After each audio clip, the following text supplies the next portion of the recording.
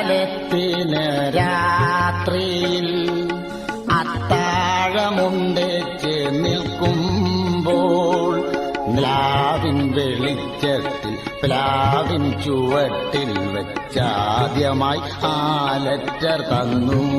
അന്നു നീ ആദ്യമായി ആ ലെറ്റർ തന്നു. കഷ്ടകാലത്തിന് രാത്രിയിൽ അത്താഴമുണ്ടേച്ചു നിൽക്കും